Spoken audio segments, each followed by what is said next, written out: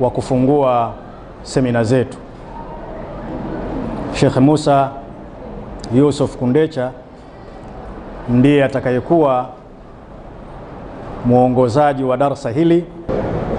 Nitumie fursa hii kumshukuru Allah subhanahu wa ta'ala na kumtakia rehema Mtume Muhammad sallallahu alayhi wasallam, bila ya kusahau masahaba zake Mtume waliojitolea kwa mali na kwa nafsi zao wakautetea Uislamu ukafika huku kwetu katika sura hii unayoiona. Na tumuombe Allah subhanahu wa ta'ala ajalie radhi zake ziende kwa wote watakaofuata mwenendo kama wao mpaka siku ya kiyama. Ndugu zangu Waislamu, katika siku hii yetu ya kwanza ya uzinduzi wa semina zetu, mada niliyoichagua au anwani niliyoichagua ya mazungumzo yetu pa anwani ya ibada ni ufumbuzi. Ibada ni ufumbuzi. Nini ninakusudia? Naamini sote tunafahamu Allah subhanahu wa ta'ala ametuumba sisi sote kwa ajili ya jambo moja tu, kumwabudu Allah subhanahu wa ta'ala. Kama Qur'ani inavyosomeka, wama khalaqtul jinna wal insa illa liya'budun, sikuwaumba majini na wanadamu isipokuwa wapate kuniabudu. Ikiwa hii ndio amri kuu ya Mwenyezi Mungu kwa wanadamu, na kama alivyosema mahali pengine, wama umiru illa liya'budullaha mukhlisina lahu din, hawakuamrishwa watu isipokuwa amri kuu ni kumwabudu Mwenyezi Mungu subhanahu wa ta'ala katika misingi ya kufanya ibada kwa njia ya ikhlas, kufanya kila jambo kwa ajili ya Mwenyezi Mungu subhanahu wa ta'ala. Utaona huu ndio msingi mkuu wa kuumbwa mwanadamu, na ndiyo shughuli kuu anatakiwa aifanye mwanadamu hapa duniani. Kwa sababu yako mambo mengi ya lazima mwanadamu ayafanye yanayohusiana na maisha yake ya kila siku. Kama tunavyojua, mwanadamu ana mahitaji makuu ya kula, ya kulala, ya mavazi, na katika ulimwengu wa sasa matibabu, usafiri. Yote haya yanamhusu mwanadamu. Yanaingiliana vipi na mfumo huu wa kumwabudu Mwenyezi Mungu subhanahu wa ta'ala? Jibu unaweza kulipata katika tafsiri ya neno ibada, kama wanachuoni walivyotueleza, al-ibadatun ismu jami'un li kulli ma yuhibbu Allah wa yarda. Ibada ni kila jambo analolipenda Mwenyezi Mungu na akaridhika kuona linafanyika. Al-ibadatun ismu jami'un li kulli ma yuhibbuhu Allah wa yarda. Ibada ni jina la kila jambo analolipenda Mwenyezi Mungu na akaridhika kuona linafanyika, min alqawli wal amal. Jambo hilo linaweza kuwa ni neno au linaweza kuwa ni tendo. Kwa hivyo hata katika yale mahitaji yetu makuu ya msingi ya kupata mahitaji ya chakula, lazima yafanyike katika misingi ya ibada, kwa maana ufanye jitihada ya kutafuta riziki yako katika namna ambayo Allah subhanahu wa ta'ala atakuwa ameridhika katika hilo unalolifanya. Hata kama ni lazima ufanye matibabu kwa sababu unaweza kuugua kwa namna moja au nyingine, basi utafanya matibabu katika njia ambayo Allah subhanahu wa ta'ala itakuwa imemridhisha na ameridhia njia hiyo ifanyike. Maana hii inakidhi mahitaji yote ya mwanadamu. Kila analolifanya mwanadamu, la msingi anatakiwa ahakikishe jambo hilo lina maelekezo ya Mwenyezi Mungu subhanahu wa ta'ala na Allah subhanahu wa ta'ala ameridhika nalo. Hii ni moja ya sababu niliyobuni anwani hii, ibada ni ufumbuzi wa matatizo mbalimbali tulionayo. Lakini sababu ya pili ya kubuni anwani ya namna hii, ukirejea historia ya ibada kuu zote, ibada kuu ni zile ambazo zinatamkwa katika anwani ya nguzo za Uislamu. Nguzo za Uislamu ziko 5. Moja ni kauli ya kimkataba inayomtoa mtu nje ya Uislamu na kumuingiza ndani ya Uislamu. Mambo 4 yaliyobakia ni maelekezo na amri za Allah subhanahu wa ta'ala za utekelezaji, ambazo tunazianwai kwa kusema msingi mikuu ya ibada. Kwa hivyo ukiangalia historia ya misingi mikuu hii au ibada kuu hizi ambazo katika Uislamu zimetajwa kama nguzo baada ya shahada, utaona nguzo zote hizi 4 zilizobakia au ibada hizi kuu zote 4 zilizobakia zimekuja kwa wakati, zimekuja kwa sababu, zilikuja kwa kuzingatia hitajio la wakati uliokuwepo, lakini zilikuja kama sehemu ya ufumbuzi wa matatizo yaliyowakabili Waislamu katika kipindi husika. Kwa hivyo katika case study yetu ya leo, ibada ya hija itachukua nafasi kubwa zaidi kimazungumzo, kwa sababu ndio lengo la semina yetu na huko tunakokwenda. Ibada hizi nyingine tutazigusia tu kwa maana ya kuzitaja au kusaidia kuhalalisha anwani niliyoichagua.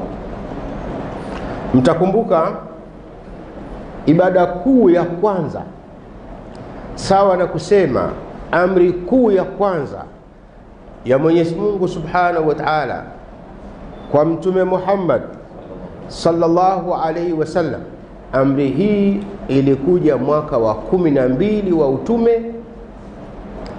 Amri hii si nyingine, ni amri ya sala 5. Hizi ni katika ibada kuu katika Uislamu ambazo Mtume Muhammad sallallahu alaihi wasallam ameziainisha kama nguzo za Uislamu pale aliposema buniyal islamu ala 5, umejengwa Uislamu kwa mambo 5. Akataja shahada na akayataja mambo 4 hayo ambayo tunayaita nguzo za Uislamu. Ibada hii ya swala ilikuja mwaka wa 12. Kilichotokea kabla ya kuletwa ibada hii, ambayo nataka kuipa mahusiano na ibada, ni ufumbuzi wa matatizo tulionayo, ili na sisi katika kuendesha maisha yetu tujue tunapotaka kutatua tatizo letu lolote lile, msingi mkuu wa kutatua tatizo hilo kwanza uwe ni ibada.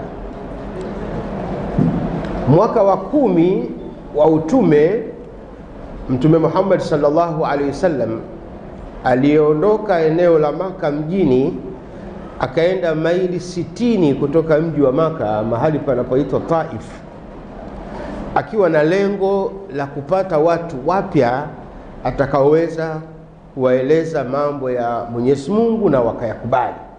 Kipindi hicho katika mji wa Maka hali imekuwa ngumu, mazingira sio mazuri, haruhusiwi kufanya vikao, watu wamesilimu lakini wanaendesha Uislamu kwa siri. Na ndio maana Allah subhanahu wa ta'ala hakuwateremshia amri yoyote ya kufanya. Walitakiwa wamwamini Mwenyezi Mungu subhanahu wa ta'ala na kumpwekesha Mwenyezi Mungu subhanahu wa ta'ala, ilitosha kwao kuwa ibada kubwa ya kufanya. Kwa hiyo katika mwaka huu wa 10 alipokwenda Taif, akaona uongozi wa Taif, akaomba ruhusa ya kuongea na wananchi wa Taif. Viongozi wa Taif wakamshangaa kwamba wewe ni mgeni, unawezaje kuomba ruhusa ya kuongea na wananchi badala ya kuongea na viongozi? Hilo jambo liliwapa wasiwasi, wakamfanyia vurugu, akapigwa kule, akapigwa mawe, Wanachuoni wanasema alipigwa mpaka akazimia. Waliompiga waliamini amekufa, wakamwacha, kwa sababu Taif kwa Saudi Arabia ni eneo lililo futi 1500 kutoka usawa wa bahari. Kwa hiyo kuna baridi kali sana. Wakati Saudi Arabia huku Maka na Madina joto linafikia digrii 50, Taif ukenda hali ya hewa huwa ni digrii 6-7. Ni baridi kali kabisa, inahitaji uvae koti, na kama sio mvumilivu wa baridi huwezi kukaa. Alipigwa na upepo ule akazinduka. Alipozinduka akasema maneno yafuatayo kumwambia Mwenyezi Mungu: Allahumma inni asqutu fi quwwati, Mwenyezi Mungu ninakushtakia udhaifu wa nguvu zangu, wa qillata hilati, ninakushtakia Mwenyezi Mungu uchache wa mbinu, wa hawana ala nnas, ninakushtakia Mwenyezi Mungu unyonge wangu kwa watu, ila man takiluni ya Rabbi, nikategemee kwa nani Mwenyezi Mungu kwa kazi hii ulionipa. Akasema maneno haya mengi kwa muda wa kutosha, mpaka mwenyewe akapata wasiwasi wa kile anachokisema. Akamaliza maneno yake kwa kumwambia: fa in yakubika alayya ghadab fala ubali, Mwenyezi Mungu pamoja na yote niliyosema, kama sijakukosea mimi sina matatizo juu ya hili lililotokea. Huu ulikuwa ni mwaka wa 10. Wakati anarudi Maka, kipindi kifupi baada ya tukio hili, mkewe Bi Khadija aliyokuwa akimhami kwa kumliwaza na kumpa nguvu ya kufanya kazi, lakini pia aliyempa matibabu ya majanga makubwa haya yaliyomkuta, mkewe huyu akafariki. Mwaka huu ukawa unaitwa kwa historia Aamul Huzni, ni mwaka wa huzuni kubwa sana kwa Mtume Muhammad, lakini ni mwaka wa huzuni kubwa sana kwa Waislamu, kwa sababu kiongozi wao kipenzi alikuwa katika matatizo makubwa sana. Lakini mwaka huu pia babu yake ambaye hakuwa Muislamu, lakini alikuwa akimhami sana kwa makafiri wengine ili wasimfanyie vibaya, naye akafariki. Mwaka huu ukawa ni mzito sana kwa Mtume Muhammad sallallahu alaihi wasallam. Akawa anajiuliza, kazi hii ulionipa Mwenyezi Mungu ya kutangaza dini yako, nitaitangaza kwa namna gani katika ugumu wa hali ya namna hii? Ikapita katika hali ya ukimya, mwaka wa 10 ukapita, mwaka wa 11 ukapita, hali ni ngumu sana. Mwaka wa 12 Allah subhanahu wa ta'ala akamletea ufumbuzi wa mwanzo, akamletea msaada wa mwanzo, akamletea amri ya kwanza. Maneno haya nayasema sio kwa kukosea neno la kwanza, nimekusudia akamletea ufumbuzi wa kwanza, akamletea amri ya kwanza, akamletea msaada wa kwanza. Kwa namna tutakavyozungumza utaona yote haya yanathibiti. Amri hii ilikuwa ni amri ya swala 5.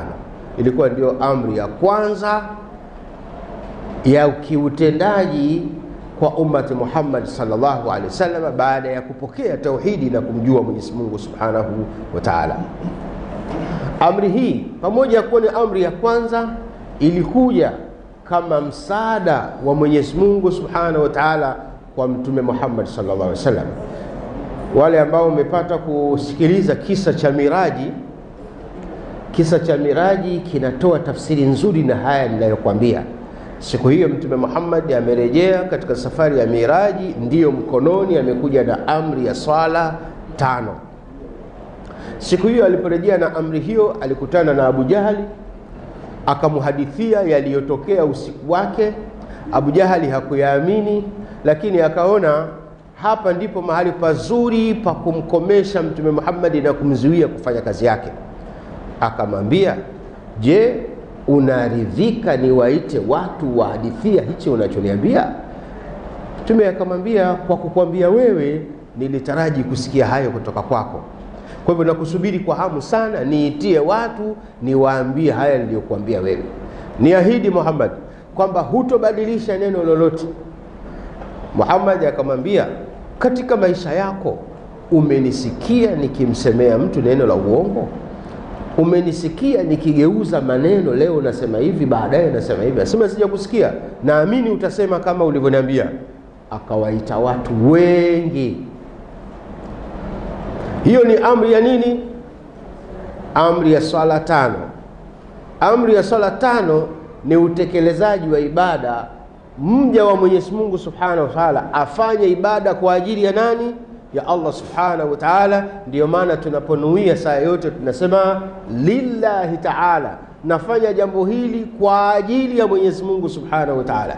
Hili ni ibada, ni amri ya Mwenyezi Mungu Subhanahu wa Ta'ala. Angalia eneo la pili, msaada wa kwanza kwa ummati Muhammad na kwa mtume. Amri hii ikatangazwa hadharani, ikisimamiwa na waliokuwa wakikataza ujumbe wa Mwenyezi Mungu usifikishwe kwa watu. Wao ndio wakaitisha watu, wao ndio wakasimamia muhadhara, na wao ndio wakauliza maswali magumu ili Mtume Muhammad akwame, na Mtume Muhammad akayajibu, ikawa ni sababu ya umma wote kuamini huyu ni mtume wa Mwenyezi Mungu Subhanahu wa Ta'ala. Huu ulikuwa ni msaada wa kwanza wa Mwenyezi Mungu Subhanahu wa Ta'ala baada ya maombi ya mwaka wa 10. Mwaka wa 10 alisemaje? Alimwambia Allahumma inni ashqudhu fi quwwati, Mwenyezi Mungu ninakushtakia udhaifu wa nguvu zangu, wa qillata hilati, na uchache wa mbinu. Angekuwa leo hivi Mtume Muhammad bila shaka angesema nimechemka hapa. Allah Subhanahu wa Ta'ala akamletea ufumbuzi na msaada wa matatizo aliyokuwa anayaona. Nahitaji kuwaita watu, sina namna ya kuwaita. Allah Subhanahu wa Ta'ala akamletea msaada wa kwanza wa namna ya watu kuja kumsikiliza bila ya tatizo lolote. Tena watakaoita watu ni wale ambao kwanza ndio walikuwa wanawakataza watu wasimsikilize. Kwa hivyo huu kawa ni msaada wa kwanza kwa ummati Muhammad, msaada wa kwanza kwa mtume Muhammad katika kazi yake. Ikumbuke wakati huo Waislamu walikuwa hawawezi kukutana mahali popote. Kwanza mamlaka yaliyokuwepo yalikuwa hayaruhusu, na kulikuwa hakuna mazingira ya kukutana mnaambizana nini. Amri ya sala 5 ukawa msaada wa kwanza kwa Waislamu kurahisisha mawasiliano yao ya kukutana. Ikawa wanakutana mara 5 kila siku bila ya kuhojiwa na mtu yeyote. Na alhamdulillah jambo hilo alifikia Mtume Muhammad akasema maneno yafuatayo: as-salatu imaduddin, faman aqamaha faqad aqama ad-din, wa man tarakaha faqad hadama ad-din. Sala ndio msingi mkuu wa dini ya Kiislamu. Faman aqamaha, mwenye kuisimamisha sala kwa utaratibu na nidhamu inayotakiwa, faqad aqama dini, huyo atakuwa ameisimamisha dini ya Kiislamu, imepata mwelekeo na nguvu yake. Wa man tarakaha, na mwenye kuacha sala sio atapata dhambi, faqad hadama dini, huyo amevunja dini na misingi ya Uislamu, atakuwa kaivunja. Kwa sababu hili wakati wa mwanzo limekuja kama msaada kwa Waislamu kujiunganisha, kufahamiana na kukuza utamaduni wao na kuongeza nguvu yao katika jamii. Ili jambo la sala na wasiwasi lisije likateka mazungumzo yetu na mafahumu yetu. Nilikuwa nalitaja kwa maana ya tu ya kuonyesha anwani niliyoichagua, ibada ni ufumbuzi. Nilikuwa nataka uone pia ibada ya sala ilikuja kama ufumbuzi wa matatizo yaliyokuwa yakiwakabili Waislamu kwa wakati huo.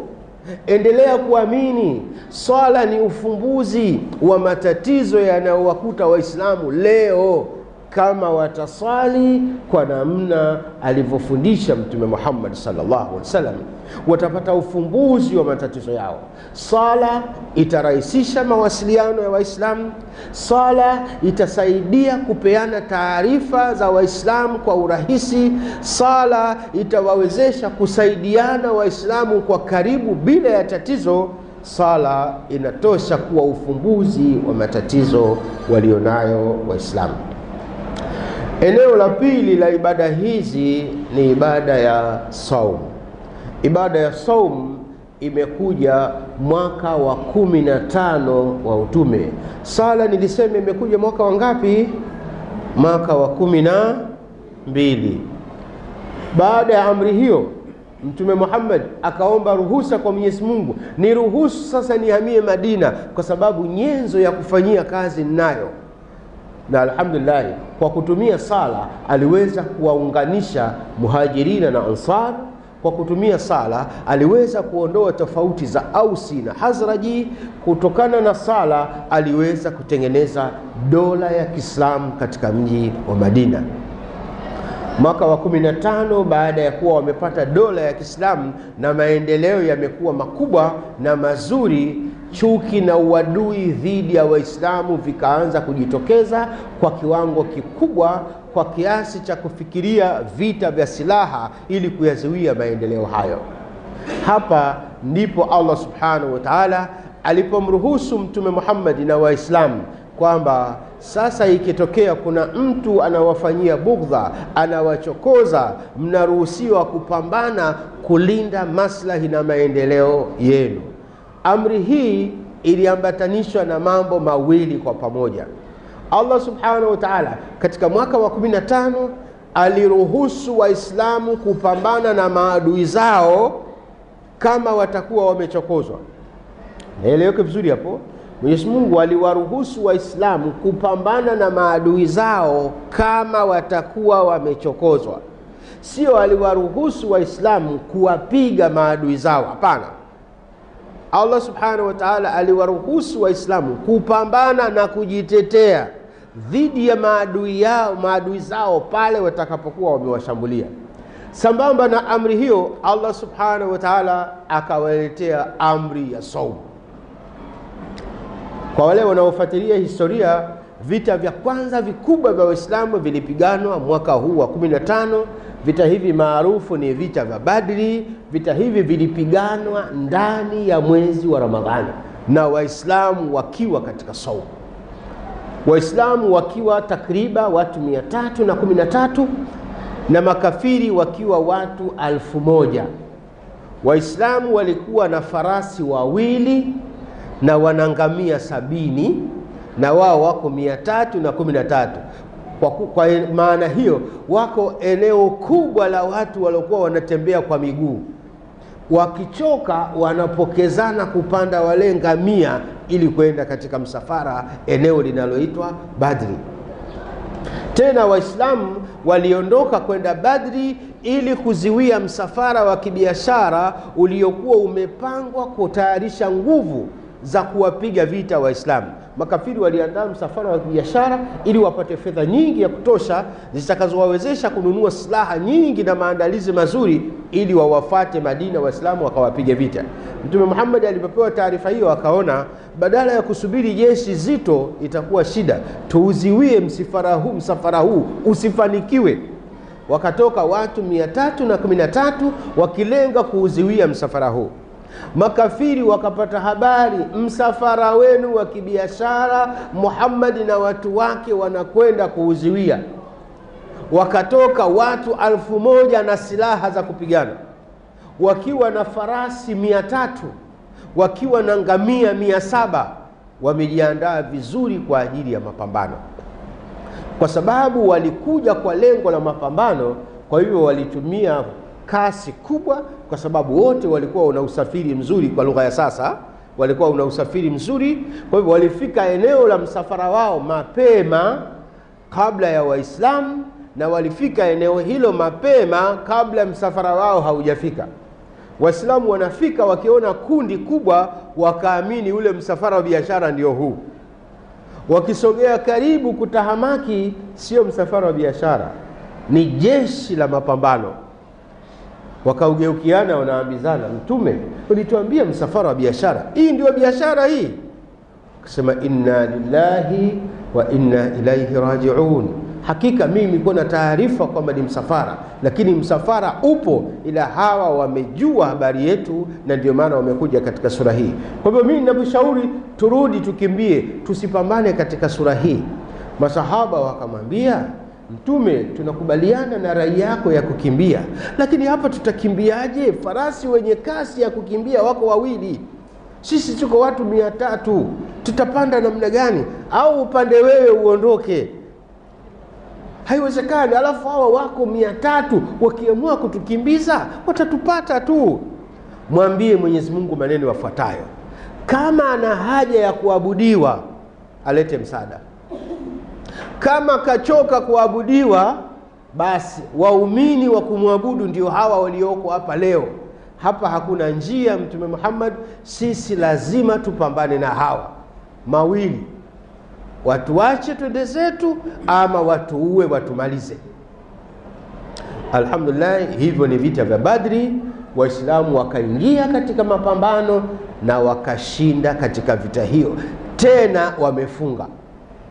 Eleweka vizuri Mwisho wa vita makafiri wamekimbia, wanaambizana, jamani, Muhammad ana mbinu kali sana za vita. Hawa watu 300, sisi watu 1000 wametupiga, tena hawajala. Wangekuwa wamekula, singekuwa hatari zaidi. Wangekuwa idadi sawa na ya kwetu, singekuwa tatizo kubwa zaidi. Angalia ibada ya saumu ilivyotoa msaada kwa Waislamu. Ibada hii ikawafanya makafiri waingie hofu ya kisaikolojia, kuwaogopa Waislamu. Muislamu akiwa na njaa muogope, ana nguvu nyingi sana, afadhali awe amekula. Kwa hivyo huu ulikuwa ni msaada wa pili wa Mwenyezi Mungu Subhanahu wa Ta'ala. Naamini sote tunafahamu nchi yoyote duniani ikiingia vita, nini kinachojitokeza katika nchi hiyo? Matatizo ya kiuchumi ndiyo yanayojitokeza katika nchi hiyo. Allah Subhanahu wa Ta'ala alijua Waislamu nimewaruhusu kupambana na maadui zao, vita yoyote ina athari ya matatizo ya kiuchumi. Ngoja niwaongeze na ibada ya saumu itakayowasaidia kukabiliana na tatizo la kiuchumi. Kukosa chakula kwa Waislamu sio janga la njaa. Kukosa chakula kwa Waislamu ni saumu. Na hata leo ukiona njaa inakuuma sana, tia nia ya saumu, njaa inakatika hapo hapo. Lakini ukiwa unavizia siji nitapata wapi chai, bwana, utajitesa na njaa itakusumbua kweli kweli. Hivi ilitokea kwa Mtume Muhammad. Amepita nyumba yake moja, jamani, hapa hamna chai yoyote. Kwani jana uliacha sukari hapa? Sio huko, nauliza kuna kitu. Wewe niambie kama hamna. Kaenda nyumba ya pili, bibi, hapa pana chochote? Kajibiwa jibu la kule, jana uliacha nini hapa? Si unajua kina mama, samahani, ndio majibu haya. Na sisi tunajibiwa hivyo hivyo majumbani, tunayajua haya. Wewe uliacha nini hapa? Nauliza tu, Mungu mkubwa bana, inawezekana ulipata bahati. Kama uliacha uliza, kama ukuacha wewe pita tu. Nyumba ya tatu kauliza, jibu ni ile hilo, akasema jamani, mimi nafunga. Umenielewa vizuri? Hiyo ni saa 4 asubuhi. Bwana, mpaka sasa hivi hamna chochote, mimi nafunga. Sasa alikuwa anaiambia njaa yake na nafsi yake, nafsi, kula hakuna tena sasa mimi na saumu, na njaa inakata pale pale. Naeleweka vizuri Kwa hivyo hizi ibada zimekuja kama msaada wa Mwenyezi Mungu Subhanahu wa Ta'ala, na ndiyo njia ya ufumbuzi wa matatizo tulionayo. Nani asiyejua katika sala tunazo salatul haja? Ukiwa una haja, sali kwa ajili ya Mwenyezi Mungu Subhanahu wa Ta'ala. Tuna salatul istikhara, kutaka ushauri kwa Mwenyezi Mungu Subhanahu wa Ta'ala. Swali upate ushauri wa Mwenyezi Mungu kwa jambo unalotaka kulifanya. Tuna salatul istisqa, tuna sala ya kuomba mvua ukame unapokuwa mkali. Tunatafuta ufumbuzi wa mambo yetu kwa kumuomba Mwenyezi Mungu.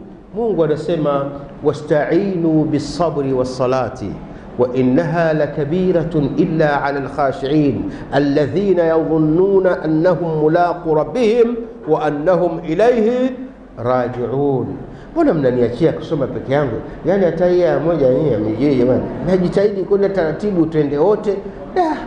Haya, Mungu anasema wasta'inu bis-sabri was-salah, jisaidieni kwa matatizo mlionayo kwa kufanya mambo mawili: bis-sabri, kwa kusubiri, was-salati, na kwa kusali. Fa innaha, Mungu hakusema fa innahuma, kwamba sala na subira, hapana. Amesema fa innaha, hilo jambo lililomo katika subira na jambo lililomo katika sala ni jambo kubwa sana. Haliwezi mtu wa kawaida illa ala al-khashi'in, wanaliweza wanaomuogopa Mwenyezi Mungu Subhanahu wa Ta'ala, wanaomheshimu Mwenyezi Mungu Subhanahu wa Ta'ala, hilo wanaliweza. Kwa hivyo tutake msaada kwa matatizo tulionayo kwa kusubiri na kwa kusali. Ndugu zangu, msije mgadanganyika. Kuna matangazo mengi yanafanywa na Waislamu, kwa bahati mbaya yanafanywa na Waislamu na sio tuchupa. Kuna gari linapita, jamani, Jumapili dua kubwa kabisa, dua kubwa kabisa. Na nyie kina mama kwenye madua makubwa kabisa, idadi yenu ndio huwa 90%. Hakuna dua kubwa kabisa. Dua kubwa kabisa ndio nini? Kusema dua kubwa kabisa, kuna kitu gani hicho kusema dua kubwa kabisa? Tena matangazo yanatoka dua kubwa. Dua kubwa ni nini? Dua kubwa ni ikhlasi yako kwa Mwenyezi Mungu Subhanahu wa Ta'ala. Mtume Muhammad katika hadithi yake anasema hakuna maombi makubwa aliyowahi kuomba mwanadamu kwa Mwenyezi Mungu kama kumwambia Mwenyezi Mungu maneno yafuatayo: Rabbana atina fid dunya hasanatan wa fil akhirati hasanatan wa qina adhaban nar. Mtume anasema hakuna mtu ameweza kuomba dua kubwa duniani kwa historia mpaka siku kiyama kitaingia kama aliyomuomba Mwenyezi Mungu dua hii. Sasa hii dua kubwa kabisa, dua gani? Tena na sio tutafanya promotion. Itaombwa na sharifu. Sharifu, Mungu ana sharifu wake bwana. Ikhlasi yako ndiyo sharifu kwa Mwenyezi Mungu Subhanahu wa Ta'ala. Asharifu man sharafa nafsahu. Sharifu ni yule mwenye kuitukuza nafsi yake kwa Mwenyezi Mungu, akafanya jambo kwa ikhlasi lillahi ta'ala, mkabili Mwenyezi Mungu kwa shida ulionayo. Mwambie Mwenyezi Mungu, tena utamwambia kwa uzito wa tatizo ulilonalo. Ukimwendea shekhe, hata mimi ukija kwangu dua nasomea lakini na chaji, unaona hiyo. Sasa shekhe atakuwa anakusomea dua kwa kulingana na ukubwa wa hela yako. Ukitoa 20,000 anakaza sana maneno yale, na anaweza kutumia muda mwingi sana. Ukitoa 100,000 anaweza kujitia na yeye analia ili na wewe uone kwamba kaguswa na shida yako. Kumbe kinachomliza ni kiwango cha hela uliotoa. Ukitoa 1,000,000 anaweza kukesha na usiku kwambia wewe lala niachie mimi hapa. Anakwambia maneno hata uyasikii, lakini kuonyesha kwamba yuko busy na tatizo lako. Hapana. Wasta'inu bis-sabri was-salah. Takeni msaada kwa Mwenyezi Mungu kwa kusubiri na kwa kuswali. Mwambie Mwenyezi Mungu shida yako. Huu ni ufumbuzi wa matatizo tulionayo. Haya ndiyo iliyonisukuma nitafuta anwani hii, ibada ni ufumbuzi. Ili nalo pia naona linataka kuteka nyoyo, tena tuhamie kwenye mambo ya ibada hii tena ya saumu. Naelewa vizuri? Hapana. Lakini lengo ni kwamba huu ulikuwa ni msaada wa kwanza, ulikuwa ni msaada wa sala, msaada wa pili ukaja msaada wa amri ya saumu. Allah Subhanahu wa Ta'ala anasema ya ayyuhalladhina amanu, enyi mlioamini. Hata kama umesilimu leo, Mungu anakuambia umeamini. Kutiba alaykumus siyam, imefaradhishwa kwenu kufunga kama kutiba ala alladhina min qablikum, kama ilivyofanywa kwa waliokuwa kabla yenu. Msidhani jambo hili limeanza kwenu, la'allakum tattaqun, nafanya hivi ili mpate kinga katika maisha. Ibada ni ufumbuzi. Naelewa vizuri? Inachekesha sana. Mwezi wa Ramadhani ukifika utawakuta, samahani kwa hili neno lakini ndio inavyotokea, inawezekana ni kwa mimi tu. Mara nyingi unakutana na kina mama, shehe mimi nimekuja nimepata iftari sina, hata sijui nitafungaje na nini. Sasa kama huna iftari ndio vizuri ufunge. Maana usipofunga utakula nini sasa? Ukiwa huna chakula ndio ufunge sasa. Hasa bwana daku sina, sijui nitafungaje. Sasa usipofunga maana unatakiwa kula sana sasa. Kumbe chakula chenyewe huna, si ufunge. Ukipambana na koko ya tende, weka kwenye kanga humo, jioni unafuturu, si basi imekwisha. Naeleweka vizuri Kwa hivyo Allah Subhanahu wa Ta'ala ametuletea amri hii kupata kinga. Na wakumbusha, amri hii ilikuja mwaka wa ngapi? Mwaka wa 15. Katikati ya ruhusa ya Mwenyezi Mungu. Mkichokozwa piganeni. Saumu itawasaidia kwenda na hali ngumu ya maisha mtakayokwenda nayo, haitakuwa tatizo kwenu. Lakini pia tunajua dua ya aliyefunga haina kipingamizi kwa Mwenyezi Mungu Subhanahu wa Ta'ala. Mtakapokuwa mna shida zenu na nyie mmefunga, elekeeni kwa Mwenyezi Mungu moja kwa moja, mtapata ufumbuzi wa matatizo mlionayo. Naeleweka vizuri? Hizi ni ibada zilikuja kwa lengo la kuleta ufumbuzi wa maisha ya wanadamu. Ibada nyingine ni ibada ya zaka.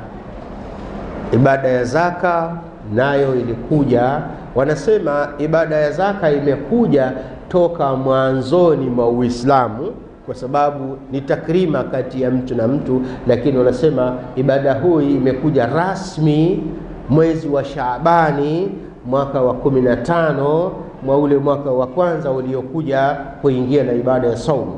Pakaja amri ya ibada ya zaka na ikaanzwa kwa rasmi kwa kutangazwa ibada ya zakatul fitri.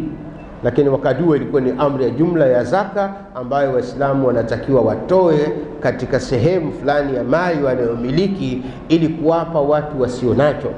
Allah Subhanahu wa Ta'ala katika Uislamu anajua kwa fadhila na mapenzi yake amewaumba baadhi yetu akawapa uwezo mkubwa wa mali, na akawaumba baadhi yetu akawapunguzia kipato chao, baadhi yetu akawanyima kabisa.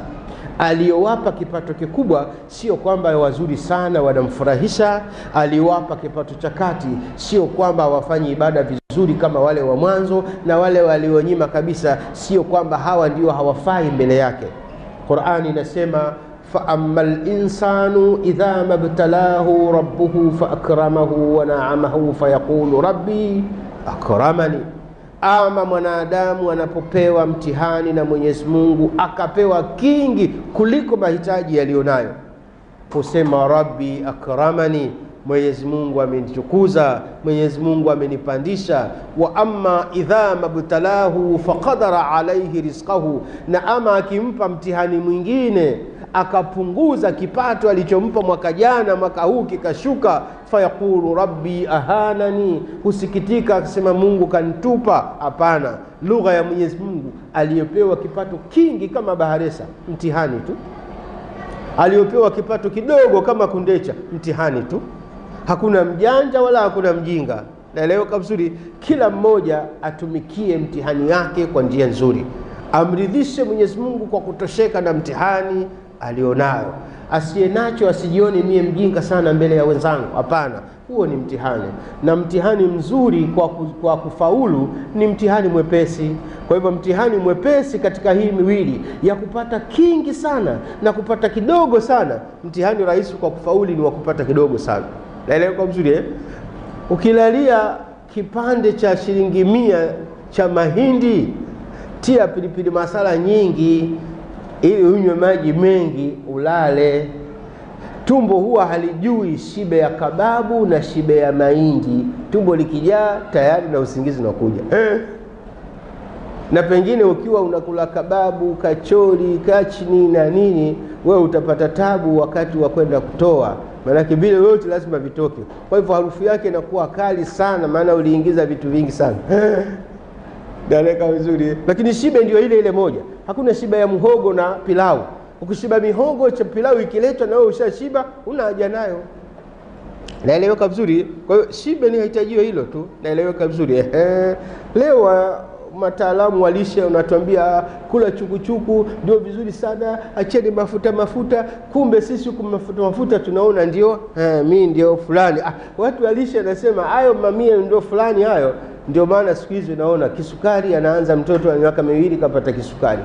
Jamani, kisukari miaka 2. Pressure mtoto wa miaka 3 anapata pressure. Jamani, ana mambo gani huyu mpaka anapata pressure? Yeye kukicha anacheza tu. Sasa pressure za nini? Siku hizi sio mtu mwenye mwili, mtu mwembamba kabisa na pressure juu hapo hapo. Sisi wakati tunakuwa ukisikia pressure unajua ana hela huyo. Siku hizi sio hivyo bwana. Ni matatizo ya lishe hizi tunazokula. Naelewa.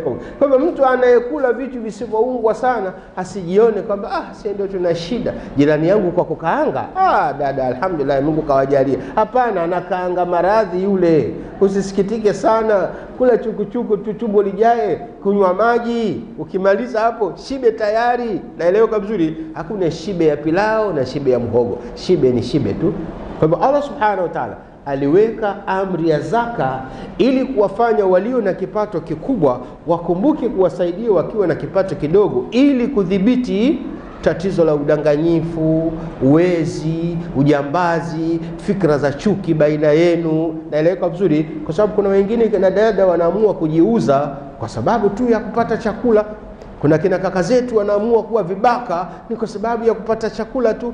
Kumbe kungekuwa kuna system nzuri ya walionacho kuwahudumia wasionacho, inawezekana mambo yote haya yangepungua kwa kiwango kikubwa. Ndugu zangu, nilikuwa nayataja haya kama sehemu ya ibada kuu, lakini nayataja kwa mfano tu. Toshekeni na hayo, tuingie kuliangalia jambo linalotuhusu ambalo ni ibada ya hija. Ibada zote hii Allah subhanahu wa ta'ala kwa ujumla wake hizo zisaja, Allah subhanahu wa ta'ala anasema waman yattaqillaha yaj'al lahu makhraja wa yarzuquhu min haythu la yahtasibu. Anayemcha Mwenyezi Mungu subhanahu wa ta'ala akafanya ibada kwa namna nzuri, Mungu atampa ufumbuzi wa kila tatizo alilonalo na atampa mambo na riziki kwa njia asiyoitazamia. Haya ni maelekezo ya Allah subhanahu wa ta'ala. Ibada ya hija ndiyo case study yetu tunayokwenda nayo. Ibada ya hija nayo ni katika ibada zilizo na ufumbuzi kwa matatizo ya mwanadamu. Eleweka vizuri? Ibada hii nayo ni katika ibada zilizo na ufumbuzi wa matatizo ya wanadamu. Kwa mujibu wa Mtume Muhammad sallallahu alaihi wasallam, hii ni ibada inayokamilisha Uislamu wa mtu. Inayokamilisha Uislamu wa mtu. Kwa hivyo anatakiwa kila Muislamu aone hajakamilisha Uislamu sawa sawa kama hajaenda hija. Aone hivyo, sio aone hivyo. Ndivyo mafundisho yanavyosema, bunia al-islami ala khams, bunia al-islamu ala khams. Uislamu unajengwa kwa mambo matano. Moja ni hija. Kama hujafanya, maana yake jengo lako la Uislamu halijakamilika. Kwa nini halijakamilika? Maneno haya unaweza kwenda kumwambia Mwenyezi Mungu, mimi leo sina hakika. Ukimwambia atakubali au atakataa. Ila wewe jiandae ukamwambie Mungu, mimi sijahiji, sababu zangu zilikuwa ni hizi. Najua pale mtaani kwa tuna mchezo na mimi ndio nilikuwa nakusanya kwenye mchezo. Sasa nikaona kuja kupata lawama ya mchezo watu, nikaona mambo ya Mungu tena. Mungu mwenyewe atanisamehe, anajua. Haya mambo utakwenda kumwambia Mungu kwa hivyo hivyo. Akikukubalia sawa, akikataa mimi sijui. Mimi nakwambia tu, lakini utakuwa hujakamilisha jambo muhimu sana katika maisha yako, nalo ni jambo la nguzo ya hija. Allah subhanahu wa ta'ala ibada hii anasema wa'adhin fi an-nas bil hajj atuka rijalan wa ala kulli dhamir yatina min kulli fajjin amiq liyashhadu manafi'a lahum. Walinganie watu katika ibada ya hija. Watakujia watu wakitembea kwa miguu, na wengine watakuja kwa nyenzo mbalimbali za usafiri. Watatoka kona zote za dunia kwa ajili ya kuitikia wito wa Mwenyezi Mungu Subhanahu wa Ta'ala, liyashhadu manafi'a lahum, ili wapate kushuhudia manufaa yao pale wanapokutana. Ndugu zangu mahujaji na ndugu zangu Waislamu kwa ujumla, watarajiwa wa hija na wasio kuwa watarajiwa, naamini kwa mazungumzo yetu ya hapa yatamfanya kila mmoja wetu aingize azma katika nafsi yake juu ya kutekeleza ibada hii muhimu ya hija. Naeleweka vizuri? Kwa sababu yako mambo mengi sana wanadamu wameyafanya kama kisingizio cha kutokwenda hija. Walingania watu juu ya hija. Watakujia watu kwa kutembea kwa miguu, kwa maana wapo wanaotembea kwa miguu kwenda hija, kwa sababu maeneo wanayokaa na mahali hija inapotekelezwa ni masafa mafupi. Naeleweka vizuri? Kuna watu wanaopanda pikipiki kwenda hija, kuna watu wanaopanda mabasi kwenda hija, na kuna watu wanaopanda meli kwenda hija, na kuna watu wanaopanda ndege kwenda hija. Kwa sisi tunaotoka huku mbali leo, miaka ya nyuma 60 70 iliyopita, wazee wetu wa humu Tanzania walikuwa wanakwenda hija safari ya miezi 6. Miezi 3 kwenda, miezi 3 kurudi. Kumbukumbu zinaonyesha mahujaji wa kutoka Tanzania mpaka ukabakia kama ni tamaduni, siku za kuondoka walikuwa wanakusanya watu na kuaga na kuambia buriani, ndugu zangu, tuombeane Mungu kama tutarudi salama, kwa sababu safari ni miezi mitatu kusafiri. Mtu anatoka Kigoma, iko sehemu anatembea kwa miguu, iko sehemu anapanda wanyama, iko sehemu anaweza kupanda gari moshi, wanapiga paka Bagamoyo, wanaingia kwenye jahazi tena la tanga la kitambaa, liwapeleke jahazi hilo mpaka liwafikishe Jida. Sio safari ndogo. Na wakimaliza ibada ya hija, hiyo ndiyo njia safari ya kurudi. Hakuna ndege wakati huo, watu wanasafiri kwa njia hiyo. Ilikuwa mtu akianza kwenda hija anaandika na usia, kama nitakufa mali yangu achukue fulani, mali yangu achukue fulani, mali yangu achukue fulani. Ilikuwa ni hali ngumu. Sikwambii hija leo unakwenda kwa masaa 4, unaondoka hapa saa 10, saa 2 usiku huko Jida, saa 3 usiku umemaliza na kufanya umra. Watu walikuwa nasafiri miezi mitatu kusafiri tu, na hujui umo ndani ya katikati anakula nini na nini, na unaweza kuchukua kilo ngapi za chakula kwa miezi 6 utakazosafiri. Utabeba magunia mangapi uende unakula njiani?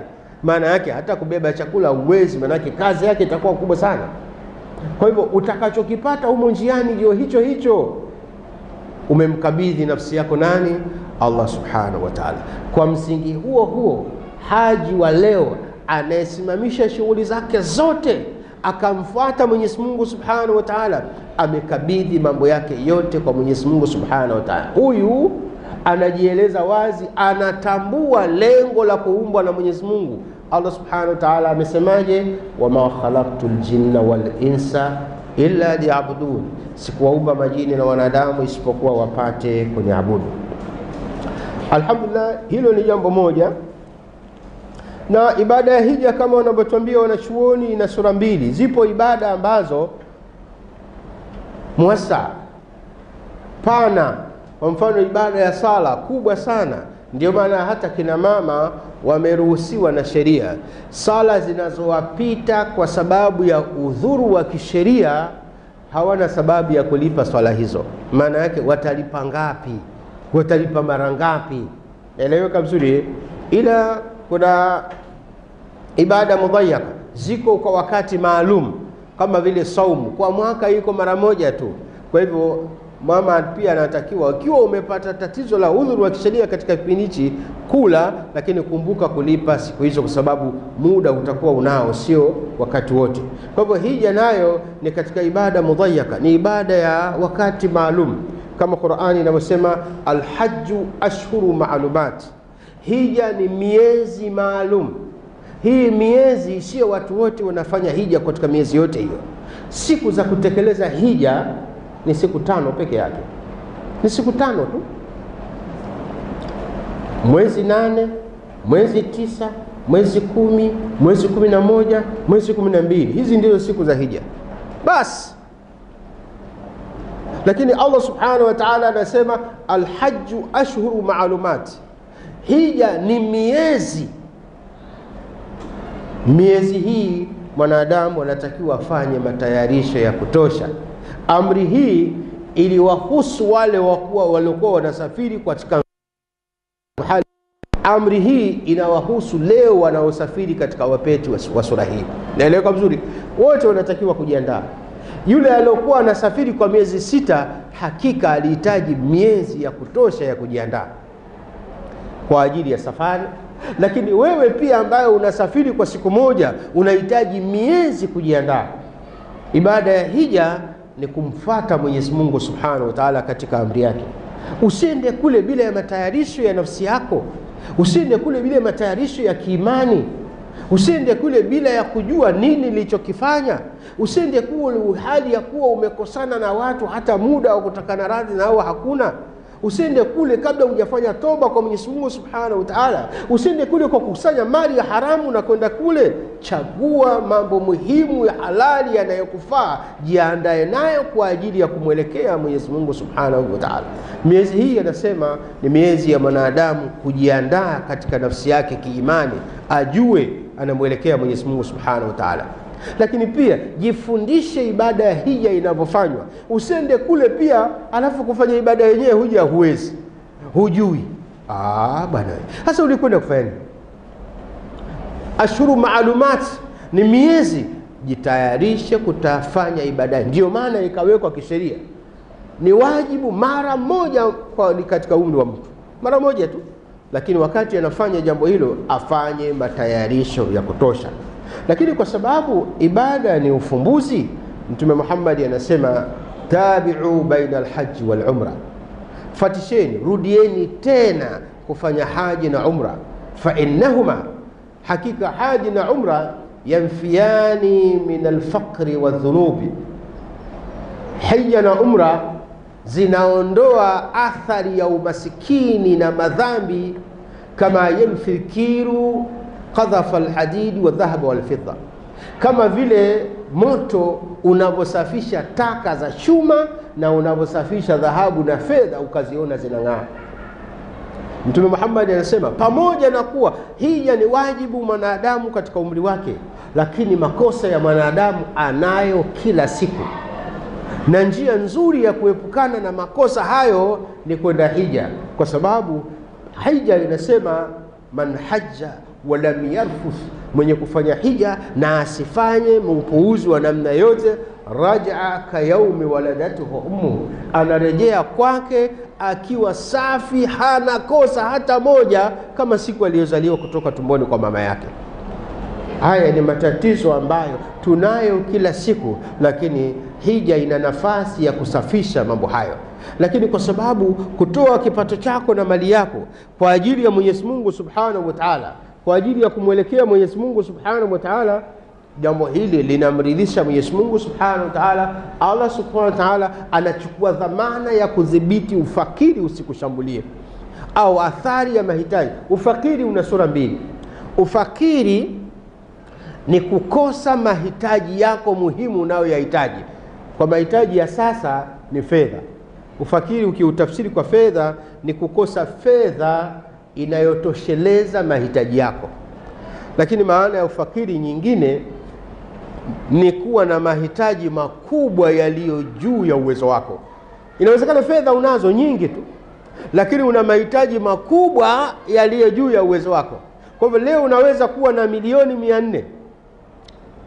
TRA wanakuambia umekwepa kodi miaka 5, unatakiwa bilioni 2 kodi, unatakiwa hivi, na leseni hii haitarudishiwa mpaka ulipie. Ulikuwa mjanja. Kweli fedha unazo, lakini una mahitaji makubwa ya fedha kuliko fedha ulizonazo. Naeleweka vizuri? Wewe ni fakiri miongoni mwa mafakiri, ingawa ukionekana akaunti yako inasoma milioni 800, lakini yanayokukabili yako juu ya milioni 800. Unaweza kuwa una milioni 200. Mwenyezi Mungu akakupa maradhi na matatizo yanayokutaka kila mwezi uripoti India. Naeleweka vizuri? Ukaiona fedha hiyo inakatika hivi hivi, unakuwa ni fakiri. Sio kwamba hauna fedha, fedha ipo, lakini unayo mahitaji makubwa, fedha hiyo pia haikutoshi. Naeleweka vizuri? Ili uende vizuri kwa hali yako, inatakiwa uende na msaidizi, na ikiwezekana mchukue na nesi uko kusindikiza. Hela ndio hizo, unajikuta hela zenyewe mbona hazitoshi sasa. Kweli nyingi, lakini kwa mahitaji nilionayo hasikutoshi. Kwa hivyo Allah Subhanahu wa Ta'ala kwa mafundisho ya Mtume Muhammad sallallahu alaihi wasallam anasema tabi'u baina alhajj wal umra, fatisheni, rudieni kufanya hija na umra. Fa innahuma yanfiyani min adh-dhunubi wal faqr, hija na umra vinafuta athari mbaya ya madhambi na inafuta athari mbaya za ufakiri, kama yunfi alqiru qadhafa alhadid wa dhahaba walfidda, kama vile moto unavyosafisha taka za chuma. Chuma ukikiweka kwenye moto, kutu yote inaondoka, inabaki chuma safi kabisa. Na dhahabu ukitaka ing'ae, itie kwenye moto, itang'aa vizuri sana, utaishuhudia ng'avu wake. Kwa hivyo hija nayo inafanya hivyo, kama moto unavyosafisha jambo hilo. Kwa hivyo asije mtu akaona ameshahiji akaona mimi siwezi kurudia tena. Ili kuondoa mashaka makubwa ya maisha na kuweka hakika ya kupata akhira kwa Mwenyezi Mungu, Mtume Muhammad anasema tabi'u baina al-hajj wal umra, rudieni kufanya ibada ya hija na umra, kwa sababu mambo hayo ya umra na hija yanafuta dhambi kama ambavyo tumehakikishiwa pepo na Mtume Muhammad sallallahu alaihi wasallam pale aliposema alhajjul mabrur, hija iliyokubalika, laisa lahu jazaa, haina malipo mengine yanayofanana na kazi hiyo illa aljanna, isipokuwa kwenda peponi. Jamani, haya yote yanayotuhangaisha, kukaribishana majumbani, kupeana sadaka, hivi maneno, haja yetu si pepo?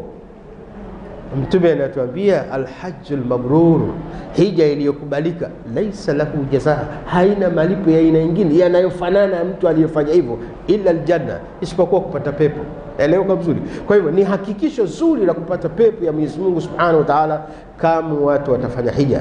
Na hii inatokana ni mwanadamu kukubali kutoa alichokipenda katika nafsi yake. Wanadamu wa leo kwa fedha limekuwa jambo la mwanzo kabisa, wanalipenda kweli kweli.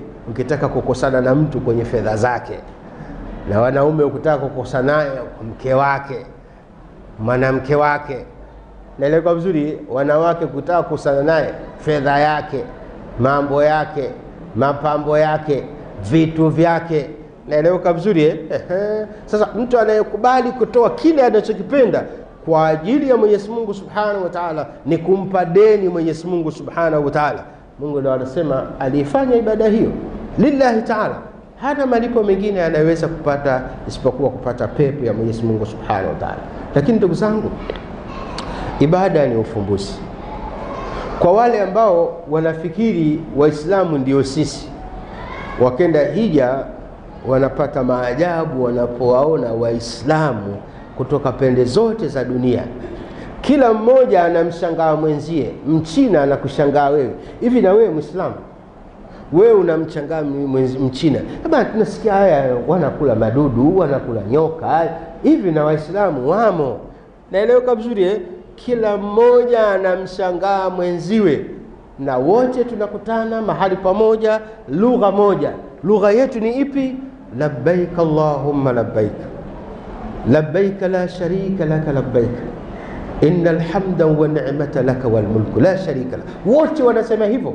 Hakuna Mchina hawezi kusema ho ho ho, anasema labbaik Allahumma labbaik. Hakuna labbaika ya Kichina, hakuna labbaika ya Kihindi, hakuna labbaika ya Kinyamwezi. Labbaik Allahumma labbaik. Tena watu wote wamevaa vazi la namna moja. Hakuna mfalme kati yao, hakuna ndani kati yao, hakuna askari kati yao, hakuna raia kati yao. Wote wamevaa vazi moja, wanamuitikia Mwenyezi Mungu Subhanahu wa Ta'ala. Na Mwenyezi Mungu Subhanahu wa Ta'ala akaweka mambo ya ajabu katika ibada ya hija. Anawataka wote waliokwenda hija wakalale mahali panapoitwa Muzdalifa, chini kwenye mchanga. Wewe huko si unalala ghorofa ya 10 na chini kuna Wamasai 6? Kule hakuna Masai hata mmoja, na chini kwenye mchanga unatakiwa ulale. Naelewa vizuri. Wala usiseme mimi na fedha naweza kupata mahali nikalala na helikopta itanileta. Hakuna. Sio kwa maana ya kukosa uwezo. Amri ya Mwenyezi Mungu Subhanahu wa Ta'ala wote kulala chini. Muone thamani yenu kwa Mwenyezi Mungu ni moja. Inna akramakum inda Allahi atqakum. Mwenye thamani kati yenu ni yule anayemcha Mungu tu, sio kwa sababu ya uwezo walionayo. Haya mambo ya uwezo ni mitihani tu Mungu katupa. Kwa hivyo kila mmoja atumikie nafasi yake kwa namna nzuri inayofaa katika kutekeleza jambo hilo. Ndugu zangu mahujaji, hichi katika orodha ya miezi, alhajj wa ashhur maalumati, ni miezi maalum. Huu muda tulionao ni katika miezi maalum. Utekelezaji wa ibada ya hija hujaanza, lakini maandalizi ya ibada ya hija hapa ndiyo mwanzo wake. Kila mmoja wetu anatakiwa ajiandae kiimani. Ajiandae kiimani kwa kurejesha mambo yake kwa Mwenyezi Mungu Subhanahu wa Ta'ala. Atakase nafsi yake na roho yake. Aondoe chuki na mahusiano mabaya yeye na wale walio karibu yake. Muislamu hatakiwi kuwa na chuki na ndugu yake Muislamu, lakini pia Muislamu hatakiwi kuwa na chuki hata na asiyekuwa Muislamu kama hana mapambano na wewe kwa namna yote. La yanha Allah anil ladhina lam yuqatilunakum fid din wa lam yukhrijukum min diyarikum antabarruhum wa tuqsitu ilayhim. Mungu hajawakatazeni ninyi Waislamu, wasio Waislamu ambao hawawapigi vita, hawaharibii shughuli zenu, hawawatoeni katika imani. Mungu hajawakataza kuwafanyia wema na uadilifu. Hafanya hivi. Huu ni muda wa kujiandaa katika sura hiyo. Muislamu anatakiwa ajenge imani na ndugu zake, ajenge mahusiano mazuri na ndugu zake, afanye matayarisho ya kiroho, ajitayarishe kiibada. Muda huu ni muda mzuri wa kujifundisha ibada ya hija inavyotekelezwa. Ndio maana tunasema leo tunafanya uzinduzi, lakini alhamdulillah tutaendelea na mafunzo ya ibada ya hija hatua baada ya hatua, ili kila mmoja wetu akifika kule atekeleze ibada kwa namna inavyotakiwa. Kwenda hija sio tu kufika Saudi Arabia, hapana. Kwenda hija sio tu kufika Maka, hapana. Kwenda hija sio tu kufika msikiti wa Mtume Muhammad, hapana. Zipo ibada zinazotekelezwa katika ibada hizo. Ukifika na usipofanya, wewe na ambao hawajaenda mtakuwa hamna tofauti yote. Wewe utakuwa ni mtalii aliyotalii, wewe utakuwa ni mtembezi wa kwenda kutafuta mabuibui na kanzu kwenye maduka. Na alhamdulillah kwa sasa tatizo halipo. Tuna Mr. Kanzu, siji Mr. Buibui, maduka haya yanaitwa nini, kanzu nini siji, yani yako hapa hapa pia. Kwa hivyo leo kuhangaika kwenda Saudi Arabia kwa sababu ya buibui, tatizo hilo halipo tena, kwa sababu kanzu na buibui zipo hapa hapa, kwa mshono na staili kama iliyopo Arabuni, na kwa material ya vitambaa kama iliyopo kule. Kwenda kule iwe ni kwa ajili ya Mwenyezi Mungu Subhanahu wa Ta'ala. Lakini pia tunatakiwa tujiandae kwa subira, kwa subira, kwa maana hija inakusanya watu wengi.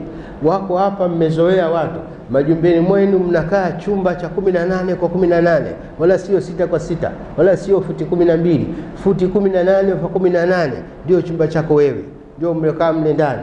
Lakini hapo nje kuna house girl, kuna house boy, kuna gardener, kuna nani. Ukenda hija watu wote hao wanabaki hapa, na hata ukenda nao na wenyewe watakuwa wanahiji.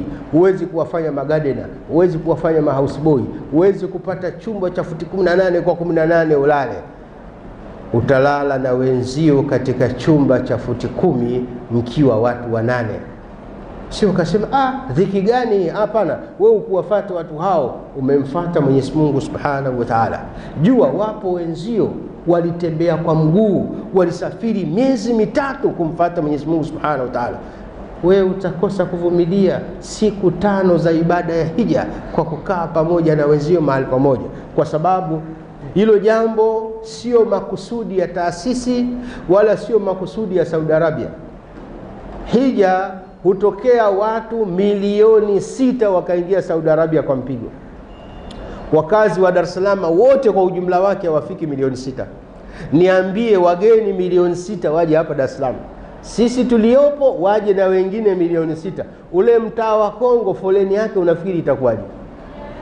Sisi tuliopo wanasema Mbagala kuna watu bwana, ndio sisi hapa. Waongezeke na wengine kama hawa, utasemaje? Kwa hivyo jambo hili linahitaji subira kubwa, kule kuna msongamano mkubwa sana. Kwa hivyo sio rahisi kila mtu kumpa chumba cha peke yake akalala. Haiwezekani, kwa sababu idadi ya watu ni kubwa kupita kiasi. Lazima watu washirikiane vitu vingi, washirikiane mahali pa kulala, washirikiane namna ya kula, washirikiane usafiri, washirikiane mambo mengi, kwa sababu ni ugeni mkubwa wa watu wengi ulio wakati mmoja. Kama anavyosema Mtume Muhammad, al-hajju Arafa, hija ni Arafa. Siku hii sio siku nzima, ni masaa tu kati ya dhuhuri na kabla ya magharibi. Kipindi hicho kama watu wako milioni 10 wote wanatakiwa wawe mahali pamoja, milioni 10 kwa masaa hayo wote. Unafikiri kuwasafirisha mpaka kuwapeleka hapo inataka muda gani? Na kila mmoja akitaka apate eneo lake la futi 10 kwa 10 kwa sababu kuna joto, apate kujipepea, mtakaa eneo la namna gani? Eleweka vizuri. Na ile eneo la Arafa sio Saudi Arabia yote,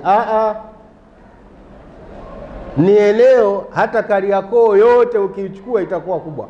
Alafu watu milioni 6 wote muwe hapo hapo. Naeleweka vizuri. Kwa hivyo inahitaji subira ya kutosha, utayari wa kuwa na wengine, wathamini wengine kama unavyojithamini wewe, waone watu wengine sawa na wewe. Jiandae kwa subira ya mambo ya namna hiyo, wala usije ukaona taasisi hii bwana hivi wameshindwa kuchukua hata nyumba 2 tukakaa tunajinafasi. Hakuna kujinafasi ndugu yangu, nafasi ya kujinafasi hiyo haipo, wala hoteli ya namna hiyo haipo. Zile hoteli za 5 star Pia ndani ya chumba kimoja wanakaa watu 5. Ile 5 star kama Kilimanjaro Hotel wanakaa watu 5. Hakuna namna ya kukaa mtu mmoja. Idadi ya ugeni ni kubwa kupita kiasi. Na kwa sababu ya utekelezaji wa ibada, wengine unakwenda kwa masaa. Huwezi kuwaweka watu wanakaa Dodoma, ibada inafanyika Dar es Salaam.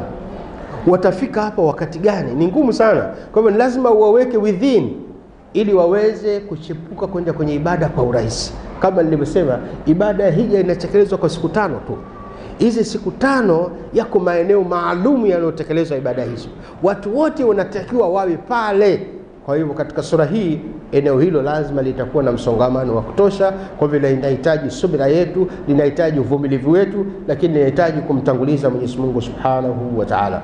Inashauriwa mtu kabla ya kwenda hija asijiandae kulipa madeni yake kama anayo, ili kusafi nia yake na wengine.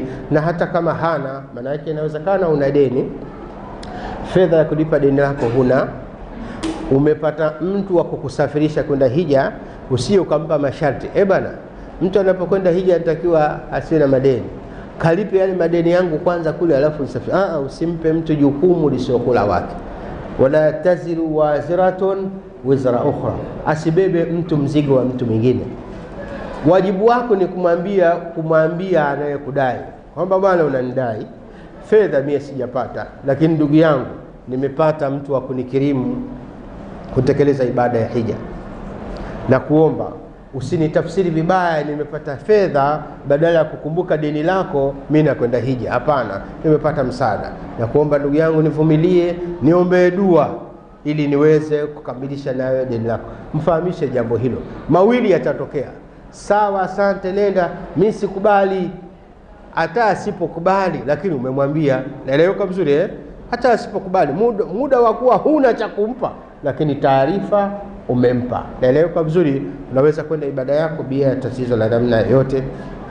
Lakini pia tukumbuke katika muda huu kusameheana na wanadamu, watoto wetu na nini, ili tupate fursa ya kuwaombea dua kwa Mwenyezi Mungu Subhanahu wa Ta'ala tunapofika katika maeneo ambayo ni ya muhimu kwa kuomba dua. Kwa mfano, kazi ya Arafa, hakuna kazi nyingine isipokuwa ni kumlilia na kumwomba Mwenyezi Mungu Subhanahu wa Ta'ala.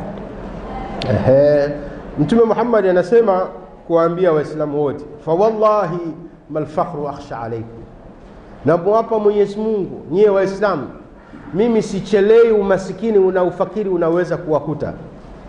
Akhsha alaykum an tubsata alaykum ad-dunya, mimi ninachokiona kigumu na kibaya kwenu ninyi kupata wasana nafasi kubwa ya dunia.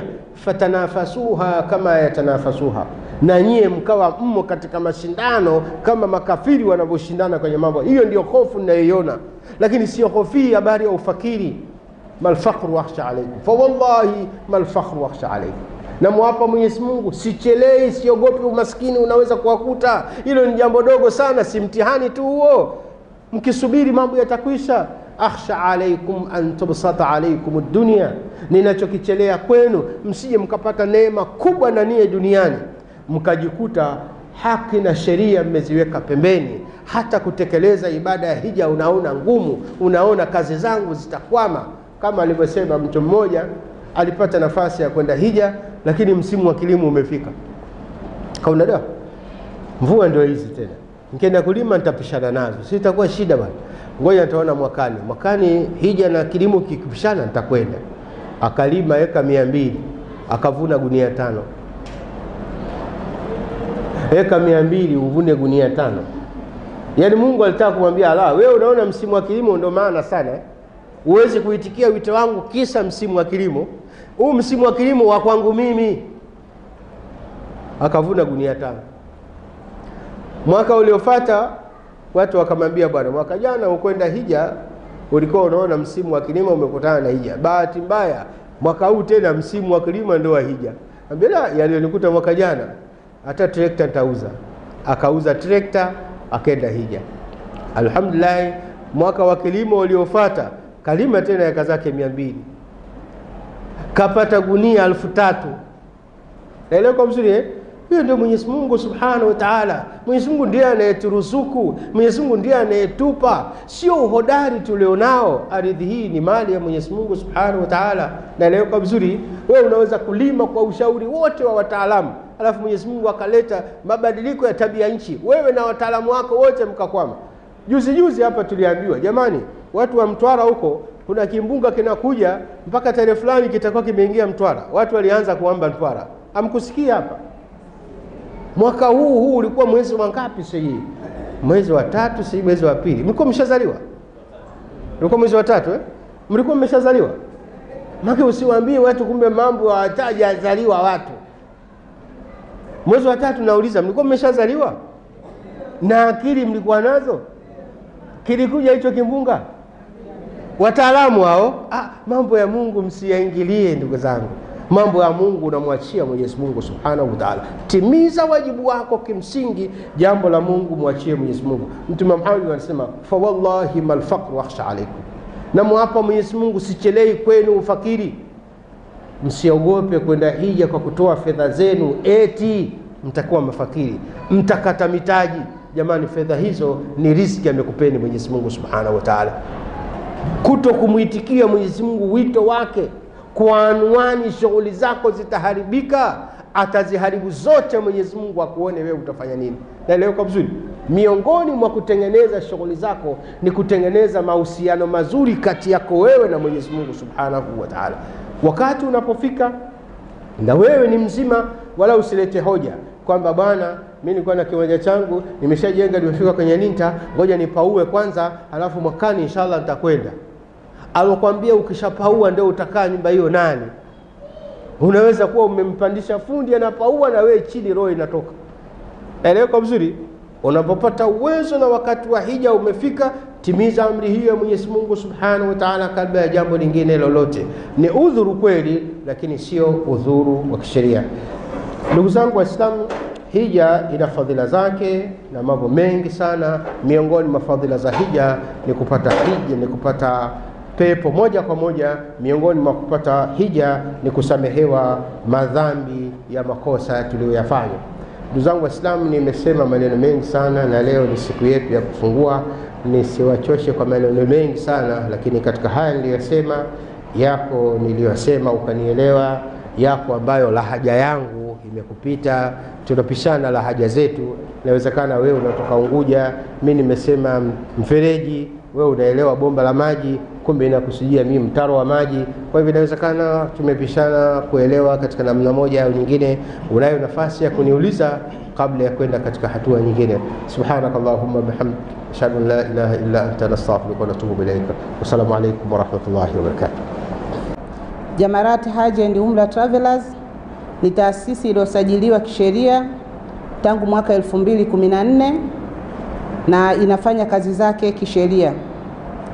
Taasisi hii ya Jamarati, mbali na kufanya kazi ya kusafirisha mahujaji, vile vile inafanya kazi mbalimbali za dawa, kusimamia dini ya Allah ili iweze kuenda mbele. Mwaka 2014 Jamarati ilianza kwa kusafirisha mahujaji 60 na alhamdulillah miongoni mwa mahujaji wao wapo hapa leo tunao. Na katika mahujaji wao wa mwaka 2014, Mwenyezi Mungu awasamehe na warehemu ndugu zetu waliotangulia, Sheikh Hamadi kutoka Pemba, Biafly Bedodo kutoka Mtwara na Ukti Amina Mbale kutoka Dar es Salaam. Hawa ni mahujaji wetu ambao walifariki, ambao tulikwenda nao 2014. Lakini 2015 pia Mwenyezi Mungu amemchukua mzee wetu ambaye anaitwa Mzee Feruzi, na ambaye tulimpa taarifa muda si mrefu kwamba tutakuwa na hili tukio na akatia nia ya kuja. Lakini juzi wakati nataka nikumbushie, napewa taarifa kwamba Sheikh Feruzi ameshafariki. Mwenyezi Mungu ampe makazi mema huko alipo. Jamarat Hajj and Umrah Travelers katika malengo yake ya kuhakikisha Waislamu wanafanya hija, lakini pia watakaporudi hija basi kuhakikisha kwamba wanaendelea kufanya yale mambo ya heri ambayo dini yetu imeamrisha. Hivyo mahujaji viongozi wa Jamarati tangu mwaka 2014 wako bega kwa bega na mahujaji wao wote mpaka mahujaji wa mwaka 2017 ambao tulijaliwa kupata misukosuko, na alhamdulillah 2018 tukamaliza misukosuko ile, na tunao mahujaji wetu hapa ambao kwa ushahidi wa Allah subhanahu wa ta'ala tuko nao na wanaendelea kufanya kazi, kujumuika na sisi Jamarati na kufanya kazi ya Allah. Kidogo tu projekta pale nafikiri inaonyesha kazi ambazo baadhi ya mahujaji wa Jamarati inafanya, ikiwepo kufuturisha, ikiwepo kujenga misikiti, alhamdulillah. Na katika mahujaji wetu wa mwaka huu yupo aliyotia nia ya kujenga msikiti na ameshaanza, japo hajakwenda na Jamarati, lakini process hizo amezianza katika kijiji cha Mwanalumango. Mwenyezi Mungu amwezeshe ili aweze kukamilisha nyumba ya Mwenyezi Mungu. Mahujaji wetu wa Jamarati, Mwenyezi Mungu ataendelea kuwalipa kila laheri katika ushiriki wenu wa harakati mbalimbali za dini, ambapo wengine tumewashirikisha katika kuweza kuchangia maimamu vijijini ambao Jamarati inawasimamia. Jamarati Haji and Umrah Travelers bado inaendelea kufanya kazi, na alhamdulillah kwa mwaka huu Jamarati imeweka idadi ya mahujaji 50 na bado tuna nafasi chache tu ili tuweze kukamilisha nafasi hizo zilizobaki. Inshallah tunawashukuru mahujaji wa Jamarati kwa ushirikiano wenu wa kuendelea kutuletea mahujaji, na inshallah tutaendelea kushirikiana nanyi katika shida na raha, na inshallah mzidi kutuombea dua katika kazi hii nzito ya kupeleka mbele Uislamu. Na nyinyi Mwenyezi Mungu awalipe, muendelee kushirikiana nasi. Baada ya kumaliza ibada ya hija, basi muhakikishe kwamba hija zinaleta athari kwenu kwa kuendelea kufanya mambo ya heri ambayo yanaridhiwa na Allah subhanahu wa ta'ala. Kwa hayo machache, wabillahi taufik. Assalamu alaikum wa rahmatullahi wa barakatuh. Tumkaribishe Sheikh Ponda atupe yale alionayo katika nasaha. Karibu Sheikh. Ndugu zangu katika imani, assalamu alaikum wa rahmatullahi wa barakatuh. Namshukuru Mwenyezi Mungu mwingi wa rehema ambaye kwa rehema zake ametujalia tukaweza kukutana katika semina hii iliyoandaliwa na shirika letu hili la Jamarati. Omba Mwenyezi Mungu ajalie tuweze kunufaika na semina hii ya leo.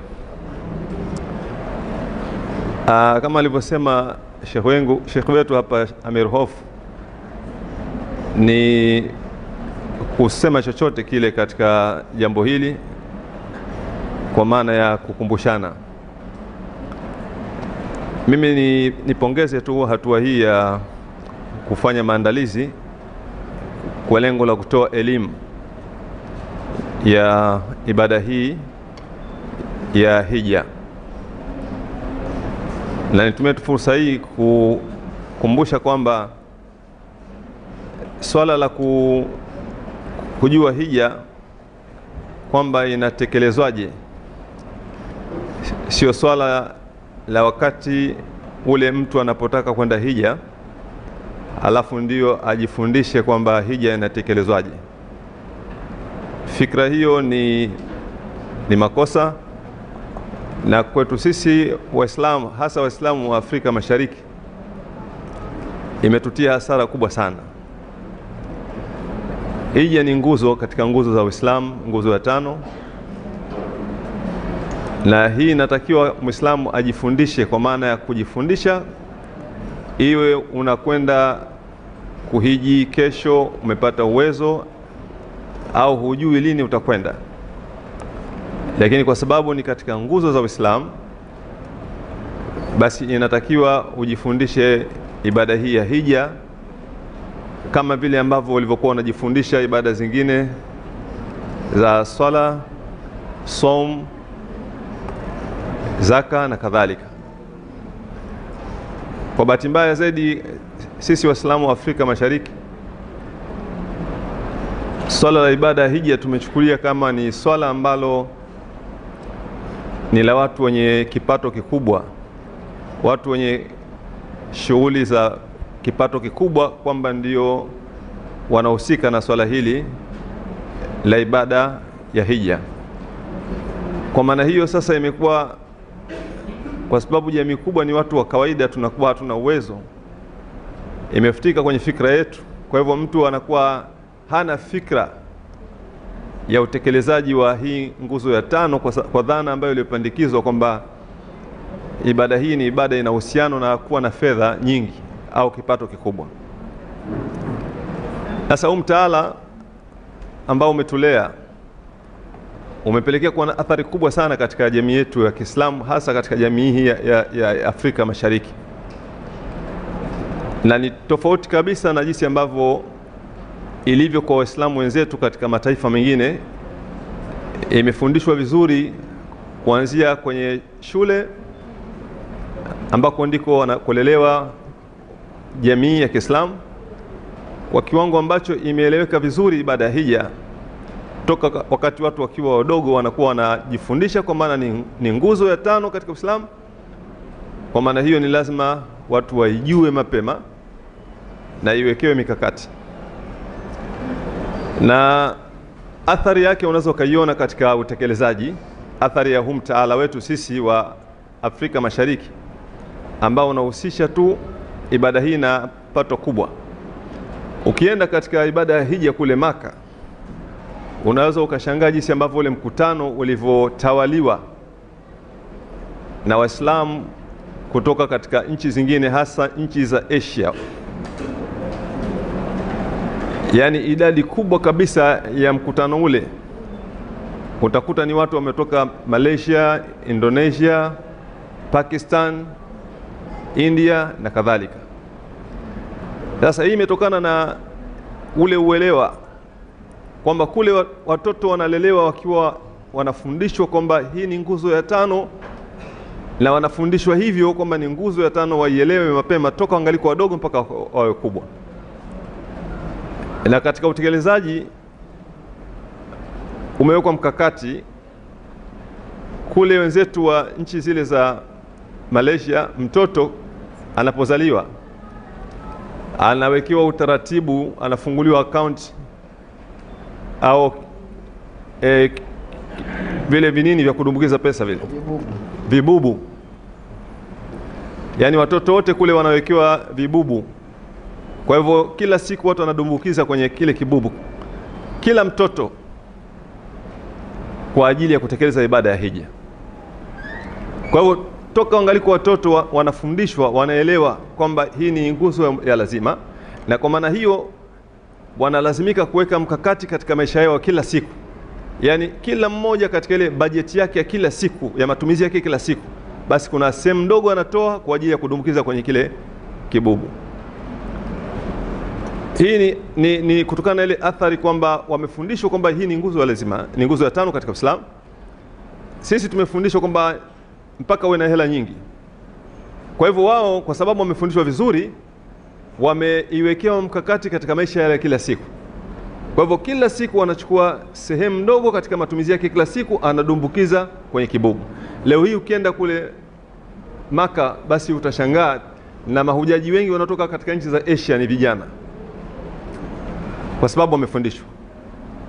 Na nchi kama zile za Indonesia, Malaysia, ili uweze kupata nafasi ya kwenda kuhiji, yani haji ambayo unamuona yuko pale Maka aliyotoka nchi zile za Asia, basi amefanya maombi ya hija miaka 5 nyuma katika nchi yake. Yani huwezi kupata nafasi kwamba unataka kwenda hija mwaka kesho alafu ukenda katika zile nchi ukaenda kutafuta kwenye shirika kama hivi Jamarati alafu ukapata, hupati.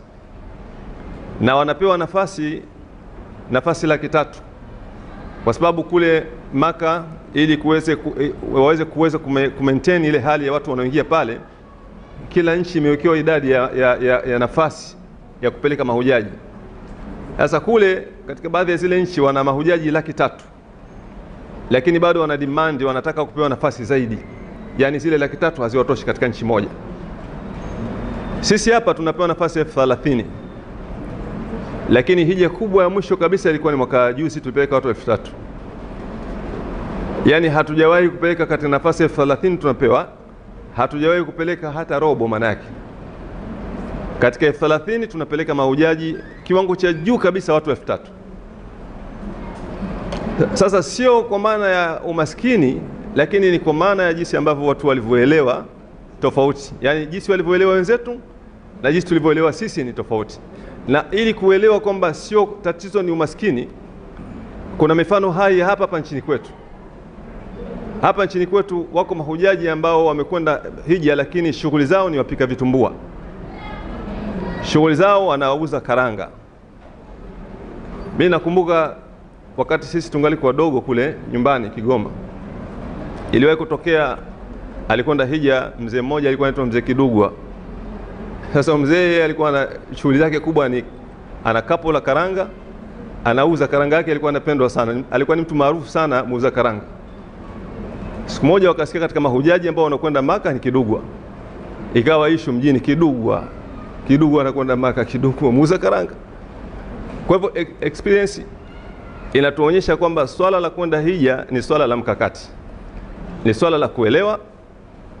Ukishaelewa kwamba hii ni nguzo katika nguzo 5 za Uislamu na ukawa umeweka mkakati, mtu yote yule wa kiwango chochote kile cha pato ana uwezo wa kwenda kufanya hija.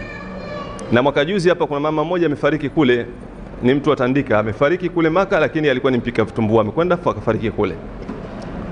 Kwa hivyo nakusudia ndugu zangu, hili ni swala la kuelewa mapema. Swala la ibada ya hija ni swala la kusoma, na kila mmoja ana wajibu wa kujua hii ni nguzo ya 5 katika Uislamu na ni nguzo muhimu sana. Mambo mengine yako mengi, hatuwezi kufungua yote kwa mara moja, lakini kadiri tutakavyokuwa tunakutana ndivyo tutakavyokuwa tunayafungua. Baada ya kuyasema hayo, ni muombe Sheikh Ponda atuombee dua ya kufunga kikao chetu ili tuelekee kwenye makazi yetu inshallah. أعوذ بالله من الشيطان الرجيم. بسم الله الرحمن الرحيم. الحمد لله رب العالمين والصلاة والسلام على رسول الله صلى الله عليه وسلم. Tunaomba Mwenyezi Mungu mwingi wa rehema atujalie ziara yetu au tujalie safari yetu tunayokusudia ya kutikia au kutekeleza ibada hii ya nguzo ya 5 katika Uislamu tuweze kufanikiwa katika azma yetu. Naomba Mwenyezi Mungu atujalie tuweze kufanikiwa au kufanikisha ibada hii na tuweze kupata manufaa aliyoweka Mwenyezi Mungu katika ibada hii tukufu ya hija.